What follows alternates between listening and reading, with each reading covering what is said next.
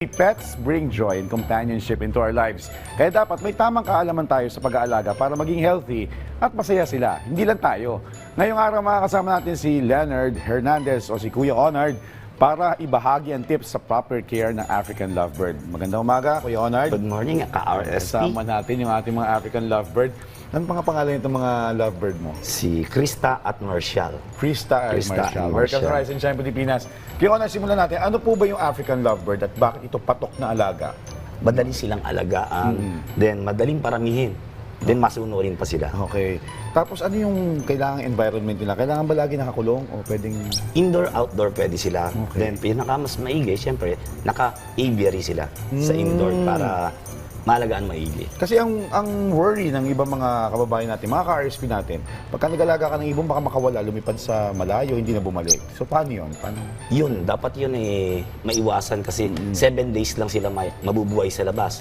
Hindi sila pwedeng magtagal kasi hindi sila endemic bird ng Pilipinas. Sila ay endemic ng Africa. So mahina sila mag-hunting ng pagkain. Ah, okay. So, speaking of lovebird, ang alam ng karamihan, pagka lovebird, dapat pares. Ito bang African lovebird, kailangan pares alagaan o Hindi pwedeng naman. isa lang? Pwedeng isa lang. Okay. Bali, ang mangyayari niya, ikaw yung partner niya. Oo. Okay, so, huwag natin patagalin mga ka-RSP. Tignan muna natin kung ano yung mga kayang gawin itong mga African lovebird ni Kuya Onard. Sampulan mo nga kami, ano ba yung mga pandiinan natin performance ng mga African lovebird mo? Okay, so testing tayo. So ito yung pinag-usapan natin kanina, parang reward system sila, parang Iyon, opo. nag-aalaga ka rin ng aso na you can teach them o pwede mo turuan ng tricks. So, sampulan mo nga kami ng Ayan. isang trick dyan ng lovebird. Ating African lovebird ay marunong maglaro ng basketball. Basketball. Okay, shoot. Oh! Kita mo naman Okay, nakakashoot. okay, one more. Shoot. Nako! Mas magaling pa sa akin mag-basketball, mga ka-RSP. Mas marami siya na-shoot. Marunong pa yung din mga- siyang marunong din siyang mag-skateboard. Mag-skateboard. Yan. Tama naman. Ayun, Okay. oh. Nakikita Skate. niyo mga ka-RSP, reward system. Kada trick, meron siyang Reward. reward. Skate. Skate ka. Katulad po niyan, medyo pag yan, ganyan, naghahanap siya ng reward, kaya Nag-i-skate! one more, One more. Oh! one more. Oh! Ayan. Kita mo. Tama na. Ayan. Ano pa? Ito meron ako nakita parang bisikleta eh. Ayun, opo. Ayaw niya. Marunong din siya mag-bike. Nakakita na ba kayo mga ka-RSP ng ibon na nagbibisikleta? Ayan po. Oh, dito lang yan. Sa PTV. Bike. Bike. Bike. Kita mo. Ayan. Akala ko ililipad niya yung bike eh. Marunong din siyang mag-ipon ng pera. Ayan. Ayan, Meron po ito tayo pinakamahirap pinakamahirap mga ka-RSP. Dahil Meron pa tayo tayo rito. minsan ng mga ibon, tinan mo. Alkansya.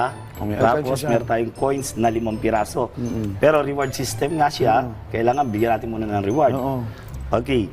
Parang masarap yung reward niya. Kailangan ko yata matikman yung reward niya para Okay. matuto din ako ng tricks na ganyan. Madali na, coins na. Eto, coins na. Shoot sa alkansya. Oh, ang galing. 2. 3. Hmm. Dun. 4. Last. Ang galing naman talaga. So speaking of yung reward system niya, Kuya Onard, ano itong pinapakain mo sa kanya? Bali ito ay cereal. Pwede rin naman yung dinurog na seeds. Tapos ginagrind yan. Tapos lalagyan ng tubig na mainit. Pero ito, tanggalin natin yung stigma na baka sabi kasi ng ibang mga, lalo yung mga netizens, parang ginugutom niyo yata yung mga hayop para paano niyo mapasunod. Tama ba yung ganong ano? Kailangan kasi reward system na. Oo. Kasi hindi naman gutom na gutom. Ah, Yung okay. sakto lang. Okay, so gaano kadalas dapat pakainin, painumin ng itong mga African lovebirds? 3 times kasi ako dahil ang ginagawa ko, konti lang sa umaga, dahil konti lang din sa tanghali. okay. Yung gabi ako nagpo-full time. Ayun, parang tao din. Ano po yung mga common mistakes na dapat maintindihan ng ating mga kababayan, ng ating mga ka-RSP na gusto mag-alaga ng lovebird na dapat iwasan? Yun yung mga dapat na iwasan ng mga pagkakamali sa pag-aalaga. Yung magte-train ka sa labas nang hindi pa siya masyadong banding sa'yo. Kasi pag hindi kayo banding yan, mag-apply by siya. Mas malimit pong mawala ang ibon sa outdoor. Okay. So kahit lumaki sa'yo, may possibility pa rin. So kailangan yung bond nyo talagang solid na, gano'n. Kasi hindi mo makikita sa kanya kung nakangiti o hindi. Wala Hindi siyang katulad ng aso na pagka ayun. yung lagi nakasunod sa'yo, kaya Yan, kumakawag ang buntot. So paano mo malalaman, halimbawa, na okay na yung bonding nyo? Yan, katulad po niyan, medyo kalmado. Hindi siya kilos ng kilos. Hindi tumitingin sa taas. Once na tumingin niya sa taas, asahan mo nang iiwan ka niya. Walang forever. Ay. Walang forever pagka hindi maayos yung bonding nyo. Ito, Pangulo kayo, Honored, po, bilang pet expert, ano po yung gusto nyong maibigay na tips or mensahe sa ating mga kababayan na gusto mag-alaga ng African Lovebirds katulad nito? Observation lang ang pag-aalaga sa ibon. Then, iwasan nyo masyado dibdibin. Kasi kalimitan yan yung pinagsisimulan ng inggit.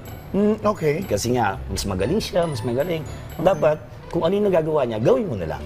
Huwag mo nang kainggitan yung ginagawa ng isa. Gawin mo. Alright. Pero in terms of sa pag-aalaga, meron bang kailangang maintenance, vitamins, or kailangan din ba silang pinadala sa mga veterinaryo? Kailangan po vitamins.